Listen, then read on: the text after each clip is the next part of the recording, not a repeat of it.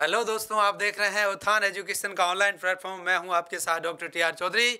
अपन 12th class के दूसरे chapter को देख रहे थे, जिसमें अपन ने नर और मादा युग्मकों का निर्माण,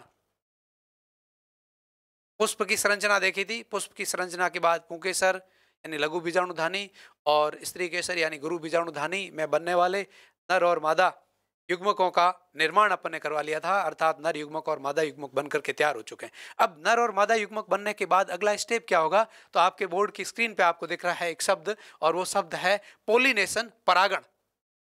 सबसे पहला जो शब्द है वो है पोलिनेशन, परागण। तो सबसे पहले मैं आपको बता दूं कि परागण किसे कहते हैं, पोलिनेशन क्या होता है।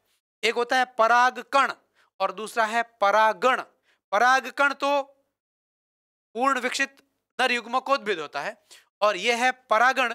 परागण का मतलब होता है किसी पादप पुष्प के पुंकेसर यानी पराग कोष के परिपक्वन के उपरांत जब पराग कोष का स्फुटन होता है, तो पराग कोष के स्फुटन में मुक्त होने वाले पराग कणों का, पराग कोष के स्फुटन में मुक्त होने वाले पराग कणों का मादा पुष्प या पुष्प के मादा भागों तक पहुंचने की क्रिया परागण कहलाती है। यानी नर युग्मकों का मादा युग्मकों या मादा जन्नांगों तक पहुंचने की क्रिया है, वो परागण कहलाती है। एक बार सटीक परिभाषा में आपके सामने फिर बोल रहा हूं।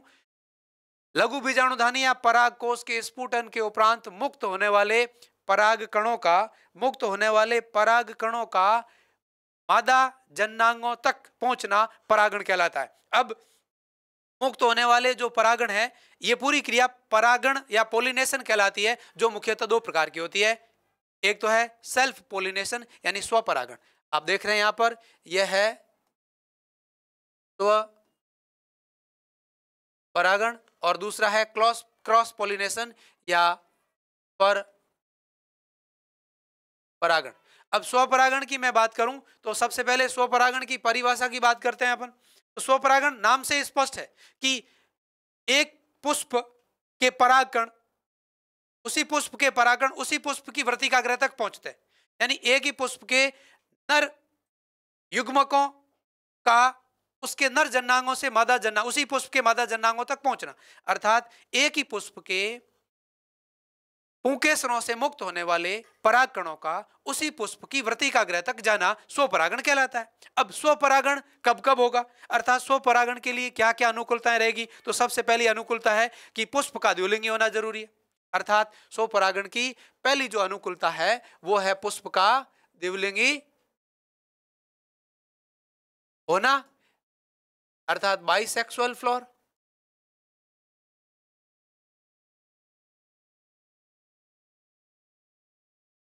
अब देखिएगा, पुष्प द्विलिंगी है अर्थात दोनों जन्नांग, नर और मादा जन्नांग एक ही पुष्प में है, तभी उसमें स्वपरागण हो सकता है। यदि नर जन्नांग अलग पुष्प में हो और मादा जन्नांग अलग पुष्प में हो, तो क्या उसी पुष्प के पुंकेसर से मुक्त होने वाले परागकण उसी पुष्प की वृत्तिकाग्र पर आ पाएंगे? संभव ही नहीं है। एकलिंगी पुष्प में कभी भी स्वपरागण संभव नहीं है। तो स्वपरागण की पहली जो अनुकूलता है वो पुष्प का क्या होना है, द्विलिंगी है। दूसरी अनुकूलता है समकाल पक्वता। दूसरी जो अनुकूलता है स्वपरागण की वो है समकाल पक्वता, अर्थात नर युग्मकों का निर्माण मादा युग्मकों के निर्माण के समय हो, अर्थात नर व मादा जन्नांगों का विकास साथ साथ में हो, और उनमें युग्मक जनन से बनने वाले परागकण और जो मादा युग्मक में परिपक्वन का समय है वो एक समान रहना चाहिए। उसी अवस्था को समकाल पक्वता कहते हैं, और समकाल पक्वता होगी तभी उस पुष्प में स्वपरागण की क्रिया हो पाएगी। और तीसरी जो अनुकूलता है वो बहुत इंपॉर्टेंट अनुकूलता है, और उसका नाम है अनुन्मूल्यता। अनुन्मूल्यता को इंग्लिश में क्लिस्टोगैमी कहते हैं। अनुन्मूल्यता, क्लिस्टोगैमी बहुत इंपॉर्टेंट है। क्लिस्टोगैमी का मतलब होता है किसी पुष्प का बंद रहना, अर्थात पुष्प अपने नर व मादा युग्मकों का निर्माण करने के बाद भी पुष्प खुले नहीं, परागण बनने के बाद वो पुष्प बंद ही रहे, और पुष्प के जो पुष्पीय अवयव यानी पुंकेसर और स्त्री केसर है वो पुष्प के अन्य घटकों से या अवयवों से ढके हुए रहे, जिससे उस पुष्प के परागण उसी पुष्प के स्त्री केसर तक चले जाए। इसी क्रिया में स्वपरागण की संभावना अधिक रहती है। अर्थात अनुन्मूल्यता का मतलब है क्लिस्टोगेमी। कुछ पुष्प ऐसे होते हैं वो अपने जीवन में आजीवन रूप से यानी हमेशा बंद पुष्प ही रखते हैं। कुछ पादप ऐसे होते हैं जो अपने संपूर्ण जनन काल में जितने भी पुष्प उनमें बनते हैं वो सारे के सारे पुष्प बंद होते हैं। उदाहरण इनका इंपॉर्टेंट उदाहरण बता रहा हूं। सबसे पहला है ड्रोसेरा। ड्रोसेरा एक कीट भक्षी पादप है जिसमें बंद बंद पुष्पों को अनुन्मूल्य पुष्प और इस परिघटना को ही अनुन्मूल्यता कहते हैं। पुष्पों का जन्नांगों के परिपक्वन के उपरांत भी यदि पुष्प बंद रहता है तो उस पुष्प को अनुन्मूल्य पुष्प तथा इस परिघटना को अनुन्मूल्यता या क्लिस्टोगेमी कहते हैं। क्लिस्टोगेमस फ्लावर में क्लिस्टोगेमी पैराथेसिस या हाइपोथेसिस उपस्थित रहती है। उदाहरण इसका सबसे पहला ड्रोसेरा कीटाहारी पादप है। दूसरा जो इसका उदाहरण है वो है कनकोआ। तीसरा जो इसका उदाहरण है वो है जंकस। चौथा जो इसका उदाहरण है वो है बायोला। पांचवा जो इसका उदाहरण है वो सबसे इंपॉर्टेंट उदाहरण है, वो सबसे इंपॉर्टेंट पादप है और वो पादप है कॉमोलाइना। कॉमोलाइना पादप का डायग्राम भी मैं आपको बताऊंगा और आपकी किताब में भी दिया हुआ है। वो एक ऐसा पादप है जिसमें दोनों प्रकार के पुष्प उपस्थित है। ये जो पादप है वो कॉमोलाइना पादप है। इस पादप में मृदा के अंदर भी पुष्प रहते हैं। यहाँ मृदा है और इस मृदा के अंदर भी पुष्प रहते हैं। वो पुष्प सदैव बंद होते हैं और कुछ पुष्प है वो वायुवीय अवस्था में रहते हैं यानी वायुवीय भागों में रहते हैं। वो पुष्प खुले होते हैं। अर्थात कॉमोलाइना एक ऐसा पादप है जिस पर दोनों प्रकार के पुष्प पाए जाते हैं। बंद पुष्प भी होते हैं वो मृदा के अंदर रहते हैं और खुले पुष्प भी होते हैं वो वायुवीय भागों में रहते हैं। बंद पुष्पों को क्लिस्टोगेमस पुष्प देख रहे हैं, क्लिस्टोगेमस फ्लावर है, और जो खुले पुष्प है वो चेस्मोगेमस फ्लावर कहलाते हैं यानी उन्मूल्य। खुले पुष्पों को उन्मूल्य और बंद पुष्पों को अनुन्मूल्य। बंद पुष्पों की जो बंद प्रक्रिया है अनुन्मूल्य, उसी को आप क्लिस्टोगेमी कहते हैं। अर्थात स्वपरागण के लिए पुष्पों में पाई जाने वाली जो अनुकूलता है वो है उनकी क्लिस्टोगेमी। बहुत इंपॉर्टेंट है। अगला है कि जो स्वपरागण किसी पादपों में होता है तो उसमें क्या क्या हानि है। स्वपरागण के लिए अनुकूलताएं क्या रहेगी ये अपने देख लिया। अब स्वपरागण की अनुकूलता के बाद स्वपरागण यदि कोई पादप कर रहे हैं तो उनमें क्या हानियां रहेगी। सबसे पहला और सबसे इंपॉर्टेंट बात है कि स्वपरागण में काम आने वाले जो जन्नांग होते हैं, नर और मादा जन्नांग, वो एक ही पादप के होते हैं। अर्थात वो आनुवांशिक रूप से क्या होते हैं, समान होते हैं। और आनुवांशिक रूप से समान रहेंगे तो उनमें विभिन्नताएं उत्पन्न होने की संभावनाएं बहुत ही कम रहती है। अर्थात स्वपरागण की क्रिया में जो सबसे पहली हानि है वो ऐसे पादपों में उत्पन्न होने वाले जो पादप है, जो नई संततियां हैं, वो विभिन्नताएं उत्पन्न नहीं कर पाएगी। विभिन्नताएं सदैव पर परागण से ही उत्पन्न होती है। दूसरी जो अपनी हानि है वो है कि ऐसी जो स्वपरागण से उत्पन्न होने वाली जो पादप संततियां हैं वो रोग प्रतिरोधक क्षमता कम रखती है। अर्थात रोगों विशेष प्रकार के रोगों से लड़ने की उन पादपों में क्षमता कम होती है। अर्थात इम्यून पावर जो है वो कम होती है। ऐसे पादपों में रोग उत्पन्न होने की संभावना अधिक रहती है। अगला जो है वो है नए लक्षणों का विकास नहीं होगा। दो अलग अलग किस्में हो, उन दोनों किस्मों के उन्नत लक्षण एक ही पादप में आए, कब आएंगे, परपरागण से आएंगे। और आप कह रहे हैं स्वपरागण हो रहा है, तो स्वपरागण होगा तो एक ही पुष्प में एक ही प्रकार के लक्षण, एक ही पादप पर जो पुष्प है उसमें एक ही प्रकार के लक्षण होंगे। और उसमें यदि स्वपरागण हो गया तो आप क्या कहेंगे, स्वपरागण यदि हो जाता है तो उसमें विभिन्नताएं नहीं आएगी। अर्थात जो अच्छे लक्षण है, गुड वैरायटी है, वो उस संततियों में नहीं आ सकती। स्वपरागण से यह क्रिया संभव नहीं है। अगला है विगर एंड विगोरिटी। आपने कभी संकरण पढ़ा है तो संकर होते हैं वो ऑलवेज विगर होते हैं। विगर का मतलब क्या है, श्रेष्ठ होते हैं, उत्तम होते हैं। तो संकर पादप जब उत्पन्न होते हैं या संकर जंतु जब उत्पन्न होते हैं तो दो अलग अलग जनकों के युग्मकों को लिया जाता है। और यहां आप पढ़ रहे हैं स्वपरागण। स्वपरागण में अलग अलग जनकों के युग्मक हो नहीं सकते। एक ही जनक से उत्पन्न हुए युग्मकों के मध्य फर्टिलाइजेशन या संगम हो रहा है, क्रॉस हो रहा है, तो उसमें आप कहेंगे जो संततियां उत्पन्न होगी वो विगर नहीं होगी, श्रेष्ठ नहीं होगी, उत्तम लक्षणों वाली नहीं होगी। अर्थात स्वपरागण विगोरिटी और सुपीरियरिटी में कमी लाती है। तो ये चार सबसे बड़ी कमियां हैं स्वपरागण की। अब अगला अपन पॉइंट पढ़ेंगे कि परपरागण किसे कहते हैं, स्वपरागण किसे कहते हैं, स्वपरागण किस में होता है, स्वपरागण की अनुकूलताएं क्या है और स्वपरागण के लाभ क्या है। हानियां तो देख ली, अब हानियों के बाद उनके लाभ भी देख लो।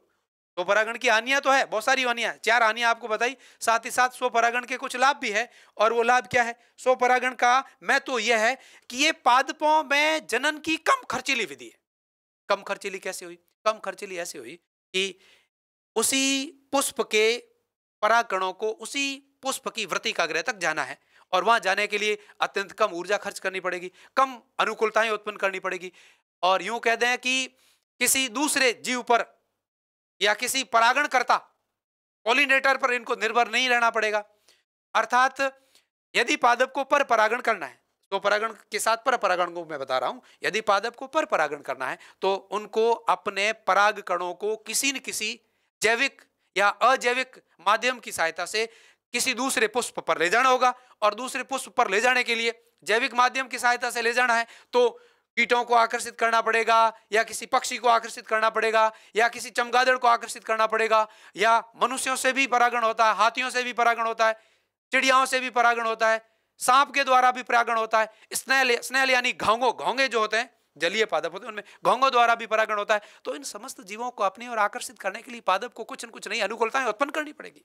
और इन अनुकूलताओं को उत्पन्न करने के लिए पादप को अपनी जैविक ऊर्जा को खर्च करना पड़ेगा। अर्थात जो पर परागण है वो एक महंगी विधि है और स्वपरागण है वो सस्ती विधि है। तो ये स्वपरागण की अनुकूलता होगी। अगला, स्वपरागण में सबसे इंपॉर्टेंट बात बता रहा हूं, स्वपरागण की सबसे मुख्य जो इंपॉर्टेंस है, सबसे बड़ा जो महत्व है वो ये है कि किसी जीव में श्रेष्ठ जो लक्षण है, किसी पादप के जो श्रेष्ठ लक्षण है वो उनकी संततियों में पीढ़ी दर पीढ़ी बनाए रखे जा सकते हैं। मैं कहूं कि एक उन्नत लक्षण वाला उन्नत लक्षण वाला कोई पादप उत्पन्न हो गया है जिसमें फसल भी अच्छी दे रहा, कम समय में फसल उत्पन्न कर रहा है और कम जल की आवश्यकता पर फसल उत्पन्न कर रहा है, तो ये सारे लक्षण उस पादप के क्या है, उस जनक के क्या है, श्रेष्ठ लक्षण है, उत्तम लक्षण है। इन उत्तम लक्षणों को कई पीढ़ियों तक संचित रखा जा सकता है, संग्रहित रखा जा सकता है, या उत्तम लक्षणों को खत्म होने से रोका जा सकता है। किसके द्वारा? By the help of self pollination, स्वपरागण की क्रिया द्वारा। तो ये स्वपरागण की सबसे बड़ी इंपॉर्टेंस, सबसे पहले इंपॉर्टेंस आपने कहा कि कम खर्चीली विधि है। दूसरा, किसी दूसरे परागणकर्ता को आकर्षित करने के लिए तरह तरह के ढोंग नहीं रचने पड़ेंगे, तरह तरह की ऊर्जा खर्च नहीं करनी पड़ेगी। और तीसरी और जो सबसे इंपॉर्टेंस है वो है कि जनकों की जो श्रेष्ठता है, विगोरिटी है। विगोरिटी अलग बात है और श्रेष्ठता अलग बात है। विगोरिटी का मतलब तो होता है कि उत्तमता को पीढ़ी दर पीढ़ी बनाए रखना, और ये जनकों में श्रेष्ठ लक्षण है वो लक्षण लंबे समय तक वही रखना। यदि वहां नहीं रहेंगे, माना कि स्वपरागण होने वाले पादप में आपने प्राकृतिक रूप से कृत्रिम रूप से पर परागण करवा दिया, स्वपरागण को रोककर आपने कृत्रिम पर परागण करवा दिया, तो उस जनक के अंदर जो श्रेष्ठ लक्षण थे वो रहेंगे नहीं, क्योंकि दूसरे जनक से भी क्या आ गए, युग्मक आ गए। और इस पहले वाले जनक का एक युग्मक और दूसरे जनक के दो युग्मक आपस में मिलेंगे तो नए लक्षण उत्पन्न कर देंगे। तो किसी जनक में जो श्रेष्ठ लक्षण थे एक जनक में, वो पीढ़ी दर पीढ़ी स्टोर नहीं रहेंगे, यानी संचित नहीं रहेंगे। अर्थात जो स्वपरागण है वो पादपों में जो श्रेष्ठ लक्षण है, उत्तम लक्षण है, उनको पीढ़ी दर पीढ़ी संचित करने का भी एक बहुत ही उत्तम टेक्निक है, उत्तम विधि है। तो यह है स्वपरागण किसे कहते हैं, स्वपरागण की अनुकूलताएं क्या है, स्वपरागण की हानियां क्या है, और स्वपरागण के महत्व यानी लाभ क्या है, ये सारी बातें। अब स्वपरागण होता किस किस में, जिन जिन में ये सारी अनुकूलताएं रहेगी उनमें स्वपरागण होगा। और स्वपरागण दर्शाने वाले पादपों में कुछ विशिष्ट प्रकार के परागणकर्ताओं की आवश्यकता नहीं रहती। अर्थात ये सबसे सस्ती, सबसे सीधी, कम समय में होने वाली और एक इसको अडेप्टेबल मेथड कह सकते हैं। अगला है पर परागण, इसको आप क्रॉस पॉलिनेशन भी कहते हैं, पर परागण। अब पर परागण की परिभाषा की मैं बात करूं तो पर परागण का मतलब है जब किसी एक पुष्प के परागकण किसी दूसरे पुष्प के स्त्री केसर या वृत्तिका ग्रह पर पहुंचते हो और वहां जाकर के और नर युग्मक और मादा युग्मक में संलयन करते हो, तो इस क्रिया को पर परागण कहते हैं। अब परागण का मतलब तो यही है कि नर युग्मकों का मादा जन्नांगों तक पहुंचना, नर युग्मक यानी परागकण का मादा जन्नांगों यानी स्त्री केसर तक पहुंचना। और सामान्यतः वो पहुंचते हैं कहां पर, वृत्तिका ग्रह पर। तो वृत्तिका ग्रह तक पहुंचने की जो क्रिया है उसी को अपरागण कहते हैं। और ये एक पुष्प के परागकण जब किसी दूसरे पुष्प की वृत्तिका ग्रह पर जाएंगे तो उसको पर परागण कहेंगे। अब देखिएगा, ये पुष्प एक ही पादप पर हो सकता है और किसी अलग पादप पर भी हो सकता है। आप समझिएगा बात को। एक सिंपल सा मैं एक डायग्राम बना रहा हूं। ये एक पादप है, इस पादप पर ये दो पुष्प है, मान लिया ये 4 पुष्प है।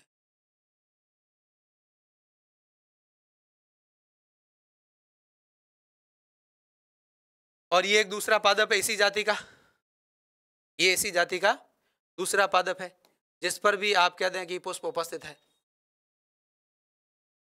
बात को समझिएगा, पर परागण का मतलब क्या क्या हो सकता है, कैसे कैसे पर परागण संभव है, कैसे कैसे पर परागण संभव है। ये दो पुष्प है, दो पादप है, इन दोनों पादपों पर पुष्प आपको दिख रहे हैं और ये दोनों पादप एक ही जाति के। जब एक ही जाति के पादप नहीं होंगे तो आपस में परागण की क्रिया होना संभव ही नहीं है, परागणों का अंकुरण उस पुष्प की वर्तिका ग्रह पर संभव ही नहीं। अर्थात परागण की क्रिया एक ही जाति के दो पादपों के मध्य होती है, ये बात तो पहले से ही परफेक्ट है। अब एक ही जाति के दो पादपों के मध्य हो और एक ही पुष्प के दो युग्मकों के मध्य हो, एक ही पुष्प के दो जन्नांगों के मध्य हो, तो उसको तो स्वपरागण कहते हैं। अब मैं कहूं कि इस पुष्प के परागकण, इसी पुष्प के परागकण इसी पादप पर उपस्थित किसी दूसरे पुष्प पर जाते हैं, इसी पादप के किसी पुष्प पर उपस्थित जो परागकण है वो इसी पादप पर उपस्थित किसी दूसरे पुष्प की वृत्तिका ग्रह तक जाते हैं, तो भी उसको स्वपरागण कहेंगे, और तो भी उसको परपरागण कहेंगे। और इस पुष्प से इस पादप के जो परागकण उत्पन्न होते हैं वो उसके पास उपस्थित किसी दूसरे, जाति तो वही है, पुष्प पादप क्या है, दूसरा है, दूसरे पादप पर उपस्थित पुष्प पर जाते हैं, तो ये भी क्रॉस पोलिनेशन है, ये भी क्रॉस पोलिनेशन है और ये भी क्या है, क्रॉस पोलिनेशन है, किंतु इन दोनों का नाम क्या है, अलग अलग है। इस प्रकार का जो क्रॉस पोलिनेशन है उसको कहते हैं जिट्नोगमी।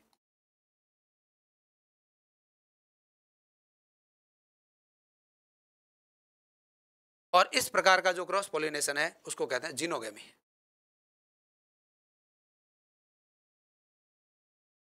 दो अलग अलग नाम आए।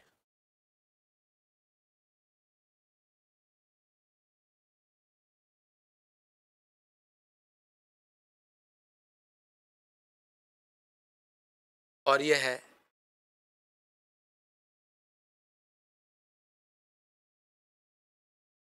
जिनोगमी।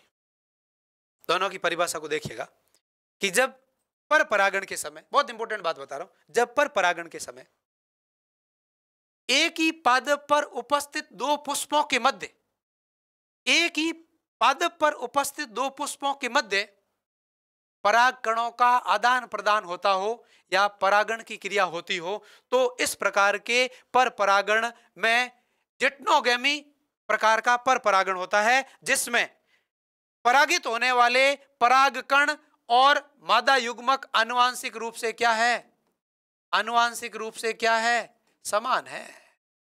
इन दोनों की आनुवांशिक संरचना क्या है, समान है। तो आनुवांशिक रूप से तो ये कैसा हुआ, स्वपरागण हुआ, आनुवांशिक रूप से क्या हुआ, स्वपरागण हुआ, किंतु प्रकृति के आधार पर कैसा हुआ, परपरागण हुआ। अर्थात आनुवांशिक रूप से स्वपरागण को जिट्नोगमी कहते हैं, जिसमें एक ही पादप पर उपस्थित दो पुष्पों के मध्य परागण की क्रिया होती है। अब दूसरा है जिनोगमी। ये जिनोगमी आनुवांशिक रूप से भी परपरागण है और दूसरी कहें कि आकारिकी रूप से बात करें तो भी परपरागण है। तो आनुवांशिक रूप से परपरागण क्यों हुआ, क्योंकि ये एक पुष्प है और ये दूसरा पुष्प है, इन दोनों पुष्पों की जातियां समान है, किंतु इन दोनों की आनुवांशिक संरचना तो क्या होगी, भिन्न भिन्न होगी। अर्थात इस पुष्प के पराग कणों का उसी जाति के किसी दूसरे पादप पर उपस्थित पुष्प तक पहुंचना होता है, तो उसको पूर्णतः पर परागण या जिनोगमी प्रकार का पर परागण कहते हैं।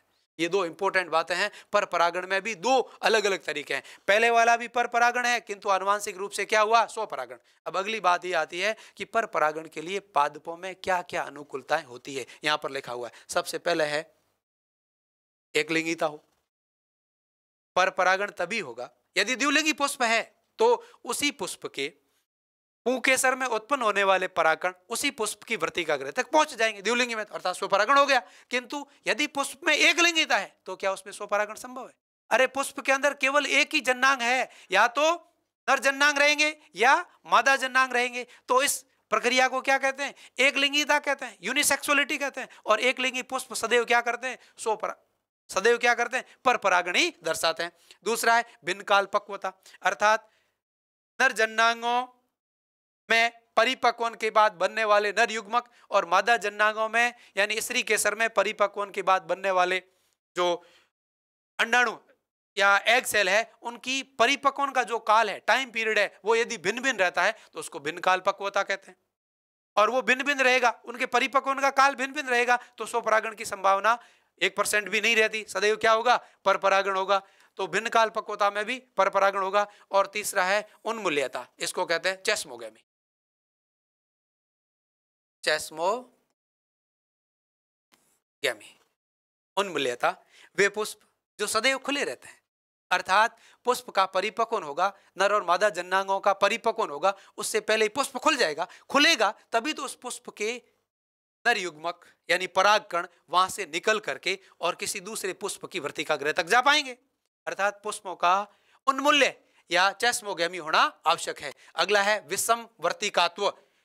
विषम वर्तिकात्व का मतलब है कि पुष्प के पुंकेसर रहे छोटे और स्त्री केसर की लंबाई हो अधिक, पुंकेसरों की लंबाई कम और स्त्री केसर की लंबाई अधिक हो, तो उस पुष्प के पुंकेसरों के परिपक्वन के बाद उत्पन्न होने वाले परागकण किसी दूसरे पुष्प की वर्तिका गृह पर जाने आसानी समझेंगे। किसी नीचे उपस्थित पुष्प नीचे उसी पुष्प पादप पर नीचे लगे पुष्प पर चले जाएंगे, इसको विषम वर्तिकात्व कहते हैं। विषम वर्तिकात्व होगी तो आराम से, सीधी सी बात है कि उसी पुष्प का परागकण उसी पुष्प की वर्तिका गृह पर जाने की संभावना कम रखेगा, तो इसको कहते हैं विषम वर्तिकात्व। अगला है अवरुद्ध परागणता।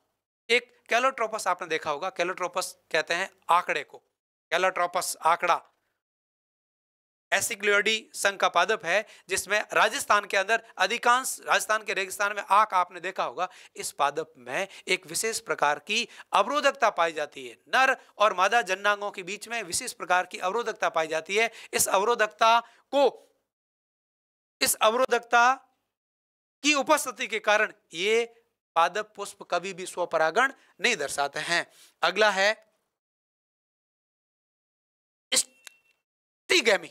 स्टिगेमी एक विशेष प्रकार का वंध्यता है, या यूं कहें एक विशेष प्रकार की अवरोधकता है, जो लेग्यूमिनेसी कुल के पेप्लियोनोइडी उपकुल के पादपों में, अर्थात मटरकुलीय पादपों में कह सकते हैं, पाई जाती है। मटरकुलीय पादपों में आप देखेंगे जो बाह्यदल हैं वो तो 5 होते हैं और ध्वजीय विन्यास दर्शाते हैं, किंतु जो दल जो होते हैं वो तितली नुमा आकृति में रहते हैं और उनकी दलों की जो संरचना है वो इस प्रकार के दल रहते हैं। ऊपर वाला दल इस प्रकार का रहेगा, उसके पार्श्व वाले दोनों दल ऐसे रहेंगे और नीचे वाले जो दल है वो आपस में जुड़ करके इस प्रकार से उपस्थित रहते हैं, जिसको नौतल या कीलक कहते हैं। और इस प्रकार की जो व्यवस्था है, ऊपर वाला सबसे बड़ा दल है जिसको ध्वजीय दल कहते हैं, जो दोनों पार्श्व दलों को ढके रखता है, और दोनों पार्श्व दल नीचे की ओर उपस्थित परस्पर जुड़े हुए दोनों बाह्य दलों को ढके रहते हैं। ये जो संरचना बनती है ऐसे लग रहा है कोई बटरफ्लाई या तितली उड़ रही है, इसलिए उसको ध्वजीय पुष्पदल विन्यास कहते हैं। और इस पुष्पदल विन्यास में जो अंदर की तरफ जायांग रहता है, एक अंडपी जायांग उपस्थित रहता है, और इस जायांग के बाहर जो परागकण होते हैं वो जो पुंकेसर होते हैं वो पुंकेसर जुड़े रहते हैं, और टोटल 9 पुंकेसर तो जुड़े हुए रहते हैं और एक पुंकेसर आपस यहाँ पर स्वतंत्र रहता है। तो यहाँ से जो परागकण उत्पन्न होते हैं वो इस ध्वजीय नामक दल के अंदर बंधे रहते हैं, और इस दल के अंदर बंधे रहने की जो संरचना है उसको कहते हैं स्टिगेमी। और स्टिगेमी की उपस्थिति के कारण इसमें बंद रहने के कारण इसमें स्वपरागण की आवश्यकता या स्वपरागण होगा ही नहीं, क्योंकि इसके जो परागकण है वो कभी भी इसी पुष्प की वर्तिका गृह पर नहीं पहुंच पाते हैं, ये किसी दूसरे पुष्प की वर्तिका गृह तक ही पहुंचेंगे। इसको स्टोगेमी कहते हैं, जो एक प्रकार की परपरागण को दर्शाने की अनुकूलता है। जो लास्ट है वो है सेल्फ स्टेरिलिटी। कुछ पादप ऐसे भी होते हैं जिनके द्विलिंगी पुष्प होने के बाद भी स्वपरागण की क्रिया नहीं होती, क्योंकि उसी पुष्प का परागकण उसी पुष्प की वर्तिका गृह पर अंकुरित ही नहीं होता। उसी पुष्प का परागकण उसी पुष्प की वर्तिका गृह पर अंकुरित नहीं होता। इस क्रिया को कहते हैं सेल्फ स्टेरिलिटी, और यह पाया जाता है चाय और ऑर्किड। चाय की जो पत्ती आप चाय पत्ती देखते हैं, इसमें कभी भी स्वपरागण नहीं होता, सदैव पर परागण ही होता है। और पर परागण का कारण है सेल्फ स्टेरिलिटी, अर्थात चाय के एक ही पुष्प का परागकण उसी पुष्प की वर्तिका गृह पर कभी अंकुरित नहीं होता, और ऐसा ऑर्किड में भी देखने को मिलता है। और इसी अनुकूलताओं के कारण इन पादपों में स्वपरागण की घटना देखने को नहीं मिलती है। अब स्वपरागण की घटना नहीं होने पर यह पर परागण हुआ। अब इस पर परागण के लाभ क्या है, इस पर परागण के महत्व क्या है, इस पर परागण के अनुकूलताएं क्या है? तो सबसे पहला लाभ यह है कि पर परागण की जो क्रिया होगी उस क्रिया में दो अलग अलग जनकों के युग्मकों में संलयन होगा, और दो अलग अलग जनकों के युग्मकों में संलयन होगा तो विभिन्नताएं उत्पन्न होने की संभावनाएं अधिक रहती है। अर्थात इस पर परागण की क्रिया से, पर परागण की क्रिया से दो श्रेष्ठ जनकों के उत्तम लक्षणों को किसी एक ही जनक में उत्पन्न कर संकर पादप उत्पन्न किए जा सकते हैं, संकर पादप उत्पन्न किए जा सकते हैं। और इस संकर पादपों को उत्पन्न कर आप अधिक फसल उत्पादकता को प्राप्त कर सकते हैं। ये सबसे पहली और सबसे इंपॉर्टेंस जो इनकी अनुकूलता है, जो इसकी महत्व है वो है। अब पर परागण यदि हो रहा है तो पर परागण को करने के लिए कोई न कोई माध्यम चाहिएगा, परागणकर्ता के रूप में कोई न कोई माध्यम चाहिएगा, और वो परागणकर्ता जैविक हो सकता है और वो परागणकर्ता अजैविक भी हो सकता है। जैविक परागणकर्ता के रूप में आप कहेंगे कीट उपस्थित रह सकते हैं। अधिकांश पादपों में परागणकर्ता के रूप में मधुमक्खी नाम का कीट उपस्थित रहता है। जितने भी कीटों द्वारा परागण होता है उनमें से 80% परागण अकेली मधुमक्खी करती है, हनी भी करती है। और जीवों द्वारा या जैविक घटकों के द्वारा जब पादपों में परागण होता है तो उसमें कीट हो सकते हैं और स्नेल घोंगे हो सकते हैं और पक्षी हो सकते हैं और सांप हो सकते हैं, हाथी भी हो सकता है, मनुष्य भी हो सकता है, सर्प भी हो सकते हैं। ये जैविक घटक है पादपों में परागणकर्ता के रूप में उपस्थित। इन सब में से 80% तो परागणकर्ता केवल और केवल अकेले क्या होते हैं, कीट होते हैं। अर्थात पादपों में जैविक घटकों के रूप में या जैविक कारकों के रूप में परागणकर्ता के रूप में कीट उपस्थित रहते हैं, और उनमें से भी सबसे मुख्य है मधुमक्खी। तो सबसे पहले आप कीट परागणकर्ता या कीट परागी पादपों के अनुकूलताएं क्या है, यानी जिन पादपों में पर परागण होता है और उन पादपों में परागणकर्ता के रूप में कीट उपस्थित रहता हो। अर्थात मैं परिभाषा कहूं कीट परागित पादपों की या कीट परागण की तो यूं कहूंगा कि किसी पुष्प के पराग कोश यानी एंथर से मुक्त होने वाले पराग कणों को कीटों के माध्यम से किसी पुष्प की वृत्तिका गृह तक पहुंचाया जाए, किसी पुष्प की वृत्तिका गृह तक पहुंचाया जाए तो उस प्रक्रिया को कीट परागण कहते हैं। और इस कीट परागण में पादपों की कुछ न कुछ अनुकूलताएं रहेगी, यानी कीट परागण करता किस किस में काम आए। कीट परागण करता पादप को दर्शाने के लिए पादप को अपनी कुछ न कुछ अनुकूलताएं देनी पड़ेगी, और उन अनुकूलताओं में सबसे मुख्य और जो पहली अनुकूलता है वो ये है कि इस पादपों के पुष्पों में मकरंद ग्रंथियां उपस्थित रहती हैं। उन मकरंद ग्रंथियों में मकरंद का स्त्रावण होता है जो मीठा और स्वादिष्ट होता है। उस मीठे और स्वादिष्ट मकरंद को खाने के लिए, मीठे और स्वादिष्ट मकरंद को खाने के लिए कीट, मीठे और स्वादिष्ट मकरंद को खाने के लिए कीट उस पुष्पों की ओर आते हैं। जब वहां आते हैं तो वो पुष्प के जो पुंकेसर होते हैं वो परिपक्व अवस्था में होने के कारण अपने पराग कणों को उस कीट पर छोड़ देते हैं, और उसी प्रकार से वो कीट किसी उसी जाति की किसी दूसरे पुष्प पर वो मकरंद चूसने के लिए बैठेगा तो वहां परागण यानी पराग कण यानी पहुंच जाएंगे, अर्थात पोलिनेशन की क्रिया हो जाएगी। दूसरा है, इस क्रिया के लिए कीटों के जो बाह्य दल पुष्पों के जो बाह्य दल होते हैं और जो दल होते हैं वो रंगीन होते हैं, तड़कीले भड़कीले चमकीले होकर के कीटों को अपनी ओर आकर्षित करते हैं। तीसरा गुणधर्म है कि ऐसे पुष्प सुगंधित होते हैं। अब पुष्पों में जो सुगंध रहती है वो अपने सूंघने के लिए या अपने को कोई विशेष प्रकार की सुगंध दिलाने के लिए नहीं होती है, वो तो अपने परागण करने के लिए, कीटों को अपनी ओर आकर्षित करने के लिए विशेष प्रकार की सुगंध को उत्पन्न करते हैं। अगला है, कीट परागित जो पादप होते हैं उनके परागण में पराग कणों में पोलन किट उपस्थित रहता है, और उस पोलन किट में विशेष प्रकार के रासायनिक पदार्थ उपस्थित रहते हैं जिनका ये कीट अपने पोषण के रूप में अवशोषण करते हैं और पराग कण को दूसरे पादप पुष्प पर ले जाने में सहायक होते हैं। चौथा है कि इस प्रकार के जो पुष्प होते हैं उनकी वृत्तिका गृह खुरदरी होती है और पराग कण चिकने होंगे और पोलन किट उपस्थित रहेगा।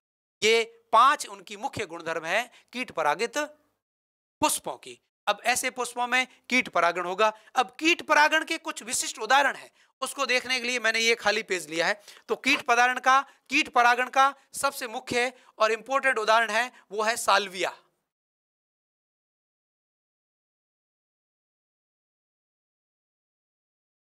अब देखिएगा, साल्विया का जो पुष्प होता है वो द्विलिंगी होता है, अर्थात नर और मादा जनांग एक ही पुष्प में उपस्थित रहता है।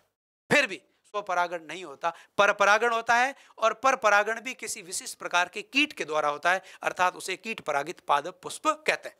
तो साल्विया में परागण क्रिया की एक विशिष्ट मैकेनिज्म होती है, और उस मैकेनिज्म को कहते हैं लीवर मैकेनिज्म। क्या कहते हैं? लीवर मैकेनिज्म कहलाती है, अर्थात साल्विया में कीट परागण हेतु विशिष्ट लीवर मैकेनिज्म पाई जाती है। क्या होती है मैकेनिज्म? आपके प्रैक्टिकल में भी है ये और थ्योरी में भी है, तो मैं लीवर मैकेनिज्म को समझा देता हूं कि साल्विया का जो पुष्प होता है वो द्विओष्ठी पुष्प होता है। इस प्रकार का पुष्प रहता है, इसमें दो ओष्ठ उपस्थित रहते हैं, और वो दोनों ओष्ठ है वो बाह्य दल के रूप में उपस्थित रहते हैं। इस ओष्ठों के अंदर की तरफ यहां इसकी वृत्तिका ग्रह उपस्थित रहती है, और इस दल से जुड़ा हुआ एक पुंकेसर इधर रहता है, और इस दल से जुड़ा हुआ एक पुंकेसर इधर रहता है।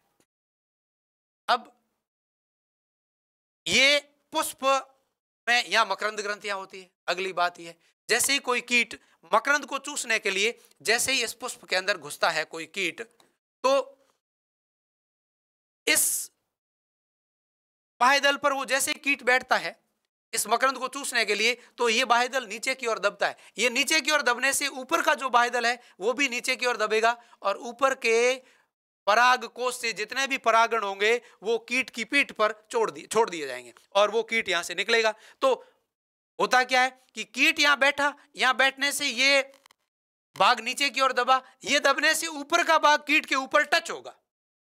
इसी क्रिया विधि को आप लीवर मैकेनिज्म कहते हैं, जो साल्विया में पाई जाती है। तो साल्विया में द्विलिंगी द्विओष्ठीय कोष्ठ पाया जाता है, जिसका निचला जो पराग कोष होता है वो बंदे होता है, ये पुंकेसर बंदे होता है, और ऊपरी जो पुंकेसर है वो जननशील होता है।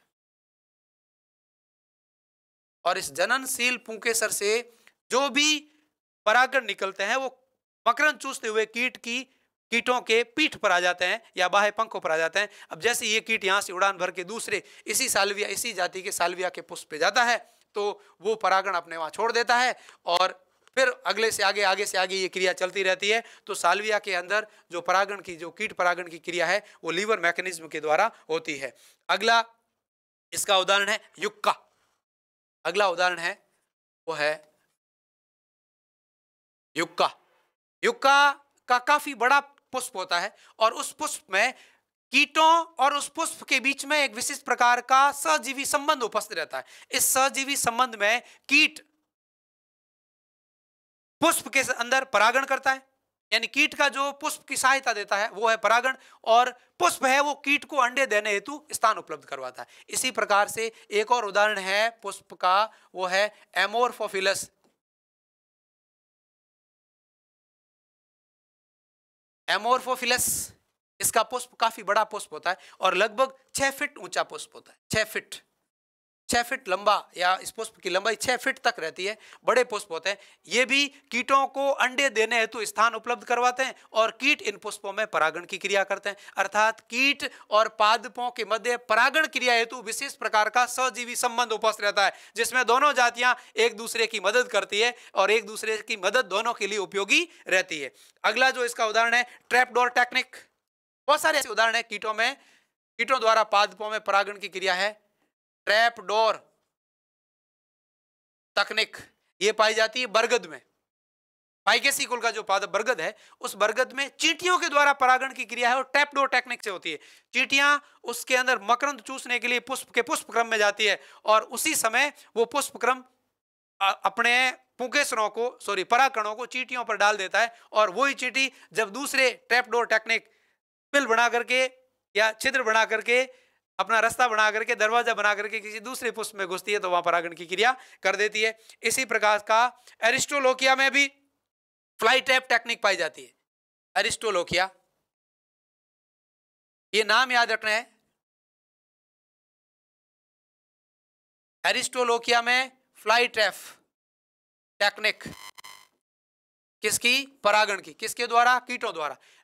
साल्विया में लीवर टेक्निक कीटों द्वारा, यक्का और एमोर्फोफिलस दोनों पुष्प है जिसमें कीटों के साथ परागण क्रिया हेतु सजीवी संबंध पाया जाता है। ट्रैपडोर टेक्निक बरगद या फाइकस में पाई जाती है, चींटियों द्वारा परागण होता है। एरिस्टोलोकिया में फ्लाई ट्रैप टेक्निक होती है जिसमें छोटे कीट परागण की क्रिया करते हैं। अब अगला जो एक पुष्प है वो पादप का नाम है ऑफ्रिस स्पेकुलम।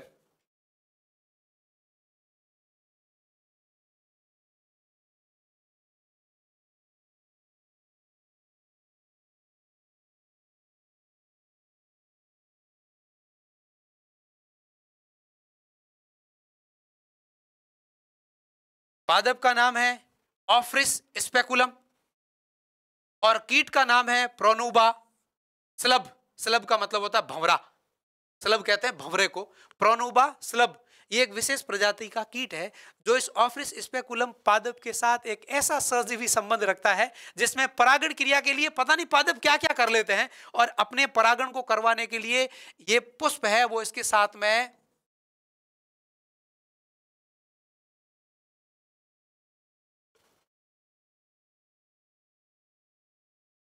मैंने क्या लिखा है सूडो कॉपुलेशन, हिंदी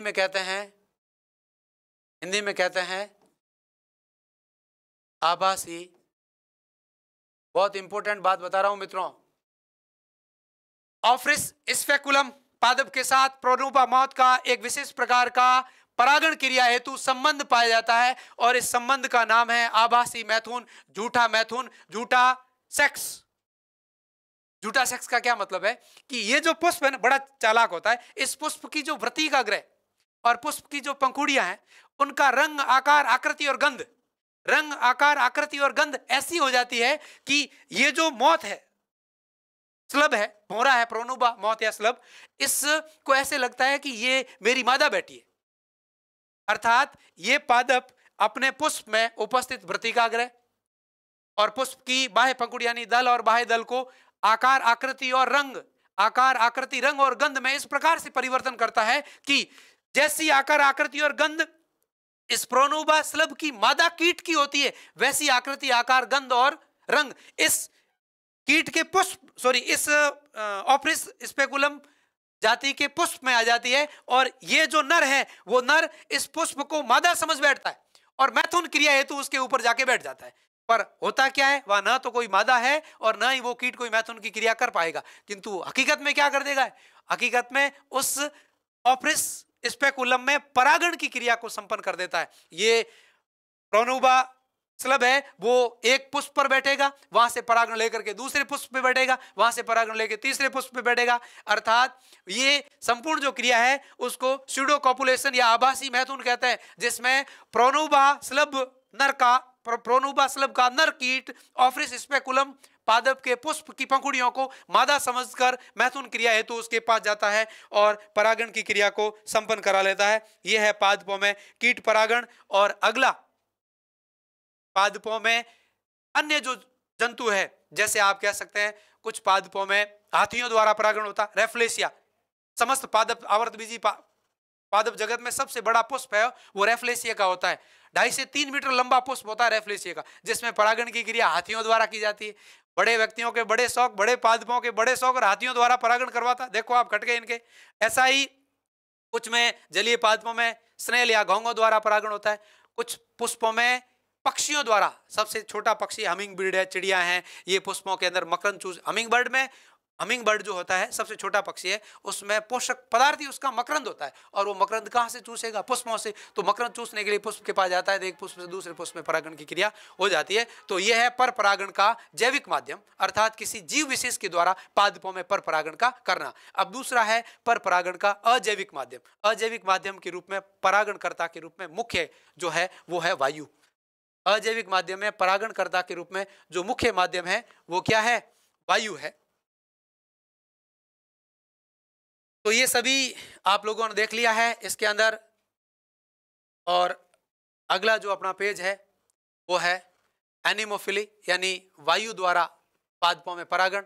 अब वायु द्वारा पादपों में परागण के लिए सबसे पहले तो वायु परागण किसे कहते हैं, तो पर पादपों में पर परागण की वह विधि जिसमें एक पादप पुष्प के पराग कणों को वायु के माध्यम से, हवा के माध्यम से, विंड के माध्यम से दूसरे पुष्प की वृत्तिकाग्र तक ले जाया जाए तो इस क्रिया को वायु परागण, और इस विधि को पादपों में पर परागण का वायु परागण कहलाता है। अब इसमें वायु परागण जो पुष्प होंगे उनका क्या क्या लक्षण रहेंगे, अर्थात जो पुष्प है वो वायु द्वारा परागण करेंगे वो अपनी क्या क्या अनुकूलताएं उत्पन्न करेंगे। तो सबसे पहली उनकी अनुकूलता है कि इनके जो पुष्प होते हैं वो छोटे आकार के होते हैं, साथ ही साथ पुष्पों के ऊपर जो परागण उत्पन्न होते हैं वो भी अत्यंत सूक्ष्म आकार के परागण होते हैं, और इनकी संख्या है वो करोड़ों में होती है, हजारों में या करोड़ों में, लाखों में होती है।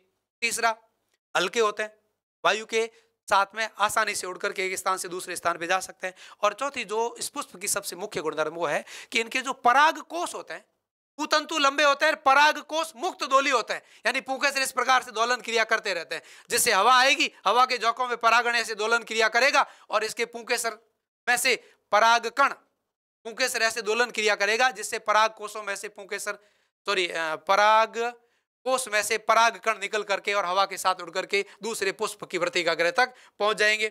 ऐसे पुष्पों में जो वृत्तिकाग्र होती है वो चिपचिपी होती है। कीट परागित पादपों की वृत्तिकाग्र कैसी थी? खुरदरी। और परागकण कैसे थे? परागकण कैसे थे? चिपचिपे थे, पोलन किट युक्त थे। इसमें वायु परागण में जस्ट उल्टा है, वृत्तिकाग्र कैसी है? चिपचिपी है। और परागण कैसे हैं? खुरदरे, हल्के और किसी पंख युक्त होंगे या रोमिल होंगे जो हवा के झोंके में आसानी से उड़ सके। तो ये कीट परागित पाद पुष्पों के गुणधर्म है। अब ये वायु परागित पादप पुष्पों के गुणधर्म है। अब वायु परागण किस में पाया जाता है? तो मुख्यतः एक बीजपत्री पादप। एक बीजपत्री पादप का मतलब है कि गेहूं है, जौ है, मक्का है, ज्वार है, गन्ना है, इनमें यदि परागण की क्रिया होगी तो वो वायु परागण के द्वारा होते हैं, और वायु के माध्यम से ये पुष्प एक स्थान से दूसरे स्थान तक, पुष्पों के परागण एक स्थान से दूसरे स्थान तक जाते हैं। अब अगला है जल परागण। अगला है अपना जल परागण, हाइड्रोफिली बोलते हैं परिभाषा में। बहुत सिंपल सी परिभाषा, बहुत सिंपल सी परिभाषा है जल परागण की, कि जब किसी पुष्प के पुंकेसर से या परागकोशों से उत्पन्न होने वाले परागकण जल के द्वारा किसी दूसरे पादप पुष्प की वृत्तिकाग्र तक पहुंचते हो तो उसे जल परागण कहते हैं। और जल परागण में भी दो प्रकार का होता है, एक तो एपीहाइड्रोफिली और एक एंडोहाइड्रोफिली। एपी का मतलब जल की बाह्य सतह द्वारा परागण करना, और एंडोहाइड्रोफिली यानी जल की आंतरिक या भीतरी माध्यम द्वारा परागण का होना। जो जल निमग्न पादप होते हैं, जो जल की सतह में डूबे रहते हैं, जैसे हाइड्रीला है, सिंगाड़ा है, ड्रोसेरा है, यूट्रिकुलेरिया है, ये सारे जल के अंदर डूबे रहने वाले पादप है, जल निमग्न पादप है। इन पादपों में जल की आंतरिक प्रवाह या जल जो अंदर जल चलता है उसमें नर पुष्प के जो परागकण है वो मुक्त कर दिए जाते हैं, और वो उस जल की धारा के साथ बहते हुए मादा पुष्प की वृत्तिकाग्र तक चले जाते हैं। अर्थात इस प्रकार के पुष्पों के क्या लक्षण रहेंगे? तो सबसे पहला यह है कि पुष्प के जो परागण होंगे वो थोड़े बड़े होंगे और जल की धारा में आराम से बह सके, चपटे होंगे, और वृत्तिकाग्र थोड़ी ऊपर से अधिक फैली रहेगी। तो ये तो है आंतरिक जल की आंतरिक सतह द्वारा परागित होने वाले पादप पुष्पों के गुणधर्म। अब कुछ पादप पुष्प ऐसे होते हैं जल की बाह्य सतह से परागण दर्शाते हैं। उसका सबसे इंपॉर्टेंट उदाहरण है आपका वेलिस्टेरिया। डायग्राम भी आपके सामने पड़ा है वेलिस्टेरिया का। वेलिस्टेरिया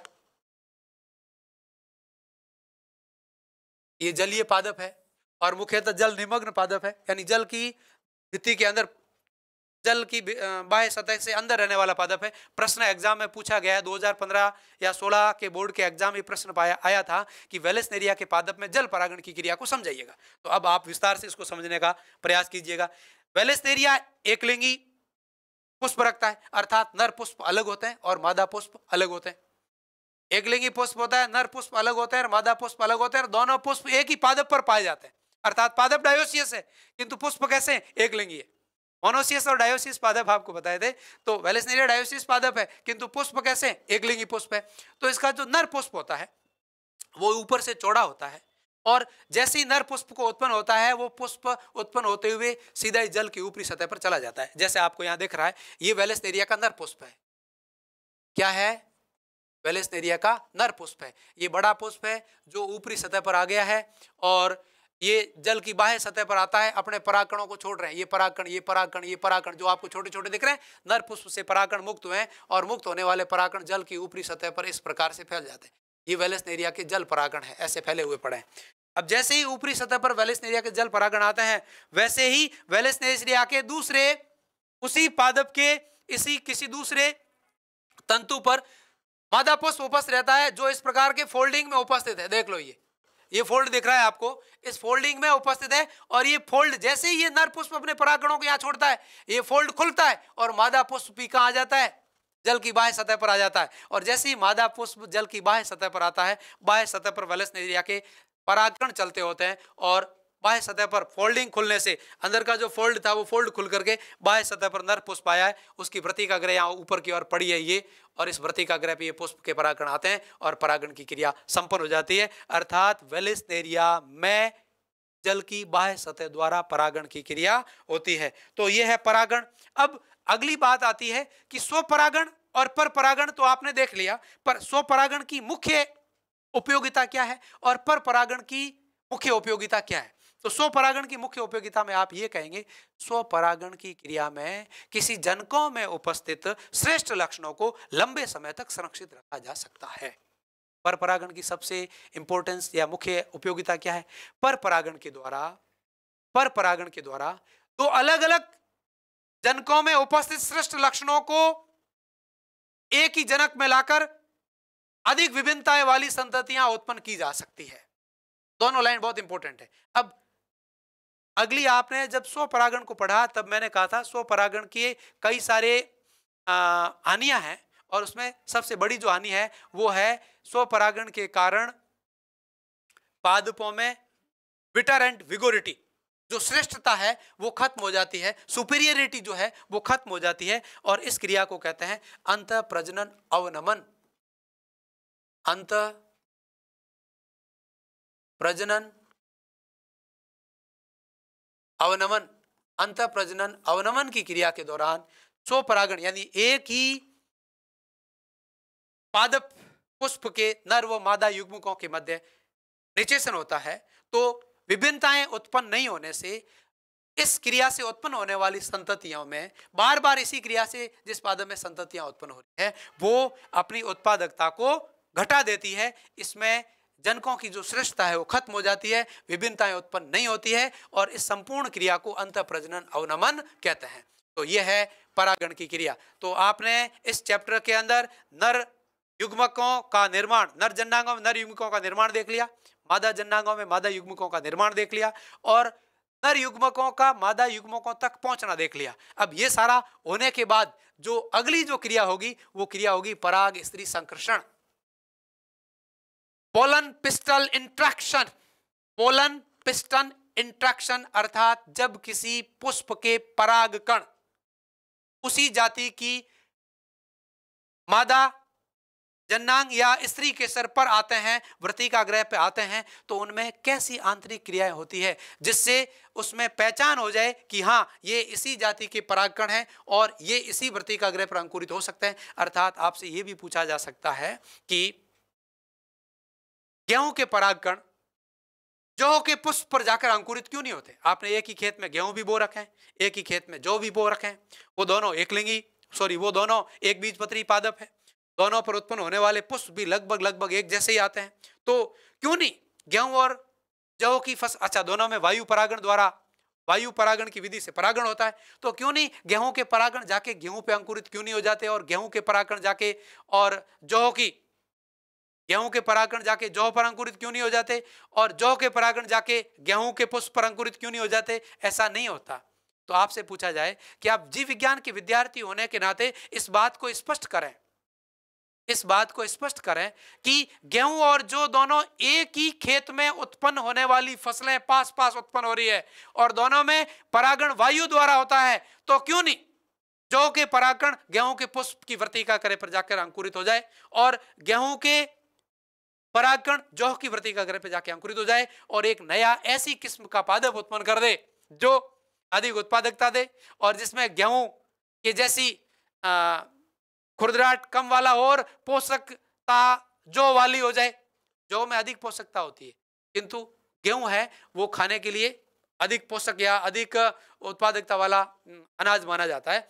तो एक ऐसा संकर पादप प्राप्त क्यों नहीं कर लिया जाए? पर ऐसा संभव नहीं है। संभव नहीं होने का कारण है कि एक ही जाति के परागकण उसी जाति के पुष्प की वृत्ति का क्रय पर जाकर कुछ विशिष्ट प्रकार के रासायनिक पदार्थों या एंजाइमों या हार्मोन के संतुलन के कारण या आपस में पहचान के कारण, केमिकल इंटरेक्शन के कारण उन दोनों का आइडेंटिफिकेशन होता है, पहचान होता है, और पहचान के बाद ही उस वृत्ति का ग्रह पर उसी जाति के पुष्प के पराग कणों, उसी जाति के पुष्प के पराग कणों का अंकुरण होता है। और अंकुरण के बाद आप जानते हैं पराग नली की उत्पत्ति होती है। वो पराग नली नर युग्मकों को लेकर के मादा युग्मकों तक जाती है और अगला काम होगा, और वो काम है फर्टिलाइजेशन। इसी बात की सभी को इंतजार था, इसी घड़ी का सभी को इंतजार था कि कब फर्टिलाइजेशन हो और कब नई संतति की उत्पत्ति हो। प्रत्येक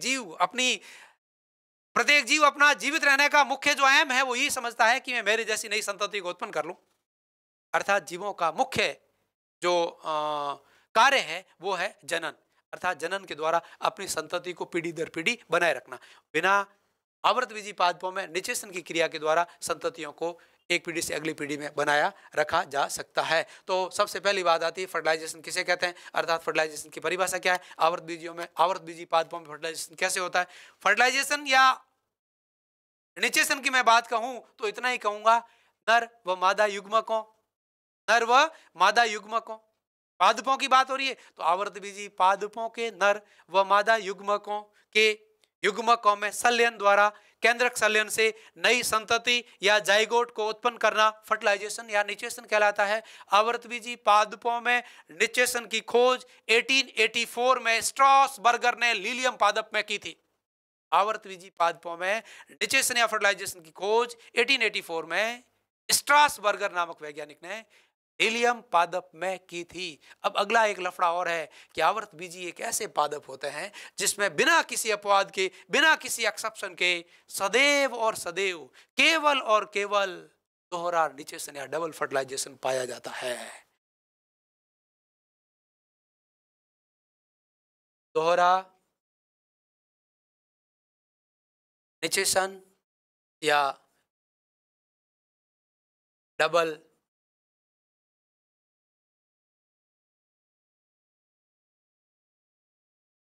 फर्टिलाइजेशन।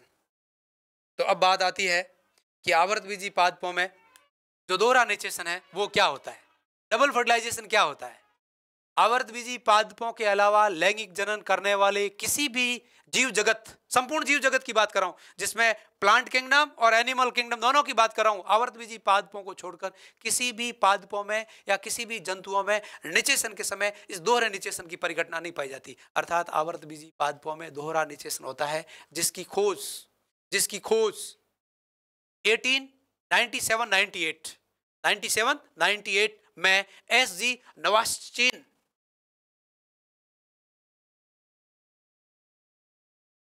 ने की थी।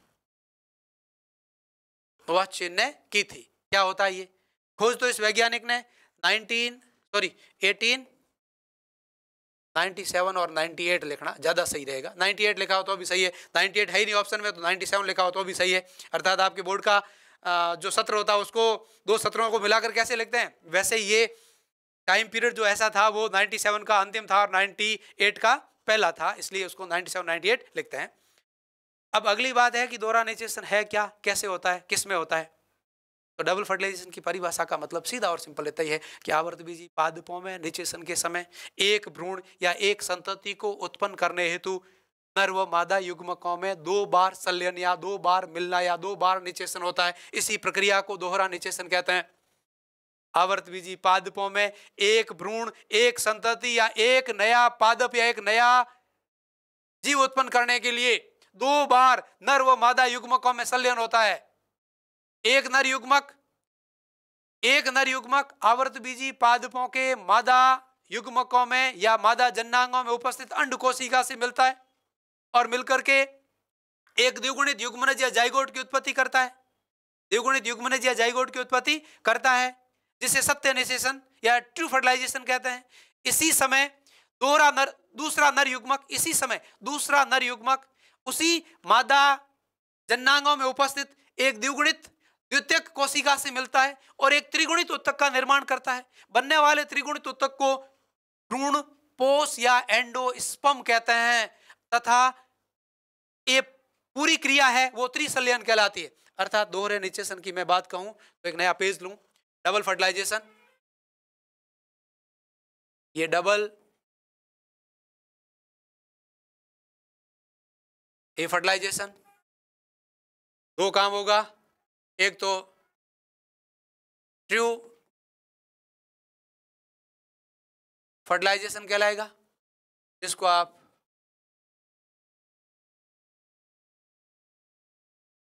सत्य निषेचन कहते हैं। इस क्रिया में एक अगुणित नर युग्मक दूसरी अगुणित अंड कोशिका से, ये नर युग्मक है, ये मादा युग्मक है, दोनों अगुणित है, इसको अंड कोशिका भी कहते हैं। इन दोनों में मिलना होता है, इन दोनों का संलयन होता है। क्या होता है? संलयन होता है और एक द्विगुणित संरचना की उत्पत्ति होती है जिसको युग्मनज या जाइगोट कहते हैं। यह है ट्रू फर्टिलाइजेशन। अभी फर्टिलाइजेशन पूरा नहीं हुआ, आवर्त बीजी पादपों में दोहरा निषेचन पूरा नहीं हुआ है। इसी समय एक और क्रिया होती है जिसको ट्रिपल फ्यूजन कहते हैं, इसको त्रिसंलयन कहते हैं। इस क्रिया में एक नर युग्मक जो अगुणित है, एक द्वितीयक केंद्रक द्वितीयक कोशिका जिसमें एक द्विगुणित केंद्रक उपस्थित रहता है जो द्विगुणित होती है, ये तो नर युग्मक है, ये द्विगुणित केंद्रक जिसको द्वितीयक केंद्रक या कोशिका भी कहते हैं से मिलता है, यानी संलयन होता है इन दोनों में, और एक त्रिगुणित उत्तक का निर्माण करते हैं। कैसे उत्तक का? त्रिगुणित कोशिका का निर्माण करते हैं, त्रिगुणित कोशिका। ये द्विगुणित कोशिका युग्मनज बनेगा, ये त्रिगुणित कोशिका क्या कहलाएगी?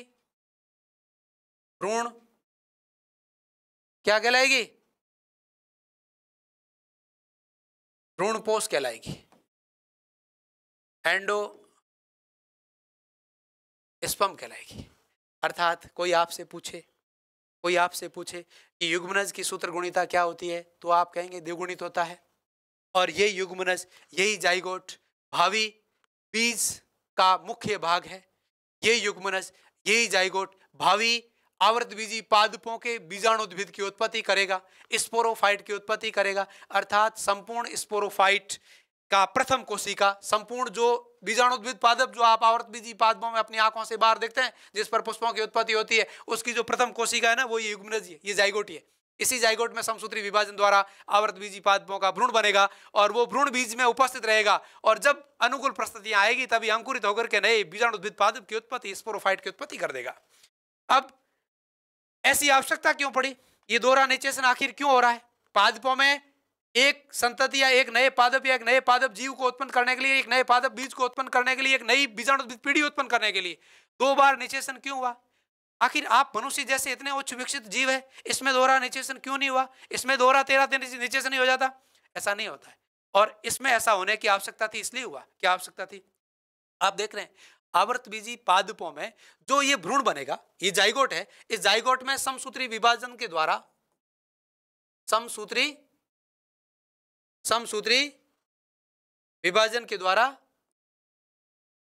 क्या बनेगा? भ्रूण बनेगा। तो ये भ्रूण कोई घंटे भर में तो बनेगा नहीं, एक दो दिन में बनेगा नहीं। इस भ्रूणीय परिवर्तन के लिए कुछ टाइम पीरियड चाहिए, और इस समय काल के अंदर इस भ्रूण को जीवित रहने के लिए, इस भ्रूण को संपूर्ण भ्रूणीय परिवर्तन दर्शाने के लिए पोषक तत्वों की आवश्यकता पड़ेगी, पोषक पदार्थों की आवश्यकता पड़ेगी, पोषण की आवश्यकता पड़ेगी। तो मनुष्य में क्या नहीं पड़ती? पड़ती है। मनुष्य में भ्रूणीय परिवर्तन, जरायु जीव, जितने भी स्तनधारी के जरायु जीव होते हैं उनमें भ्रूणीय परिवर्तन के समय जो भ्रूण है वो गर्भाशय के अंदर माता के साथ आंतरिक संबंध अप्रा या प्लेसेंटा द्वारा बनाता है और उस अप्रा या प्लेसेंटा से पोषण प्राप्त करते हुए अपना भ्रूणीय परिवर्तन दर्शाता है। किंतु यहाँ तो अप्रा बन नहीं रही है, तो फिर ये भ्रूण पोषण कहां से लेगा? यहाँ भी तो भ्रूणीय परिवर्तन हो रहा है, विकासशील भ्रूण को पोषण की आवश्यकता रहेगी, तो ये पोषण कहां से लेगा? ये पोषण प्राप्त करेगा इस एंडोस्पर्म या भ्रूणपोष उत्तक से। तो इस भ्रूणपोष उत्तक का निर्माण करने के लिए ये ट्रिपल फ्यूजन होना जरूरी था, और इस भ्रूणपोष का निर्माण यदि नहीं होता तो ये विकासशील भ्रूण अपना पोषण बेचारा लेता कहां से? अर्थात आवर्तबीजी पादपों में एक सफल भ्रूणीय परिवर्तन के लिए दोहरा निषेचन होना आवश्यक है। आपसे प्रश्न पूछा जा सकता है, अब जीव विज्ञान के विद्यार्थी होने के नाते आवर्तबीजी पादपों में पाए जाने वाले दोहरे निषेचन को कारण सहित स्पष्ट कीजिए कि यह क्यों आवश्यक है। कारण सहित स्पष्ट कीजिएगा कि ये क्यों आवश्यक है। तो आप कारण देंगे कि आवर्तबीजी पादपों में भ्रूणीय परिवर्तन के समय विकासशील भ्रूण को पोषण की उपलब्धता रहती है, और ये पोषण दोहरे निषेचन के समय होने वाले त्रिसंलयन के फलस्वरूप बनने वाले त्रिगुणित भ्रूणपोष कोशिका बनी है। इसी कोशिका में समसूत्री विभाजन द्वारा भ्रूणपोष उत्तक का निर्माण होगा, और ये बनने वाले जो भ्रूणपोष उत्तक है वो अपनी उत्पत्ति, संरचना और व्यवस्था के आधार पर 3 प्रकार के होते हैं। तो नेक्स्ट आपका टॉपिक है भ्रूणपोष उत्तक। भ्रूणपोष उत्तक को पहले पढ़ लेते हैं, और भ्रूणपोष उत्तक को पढ़ने के बाद में बंद कर दे।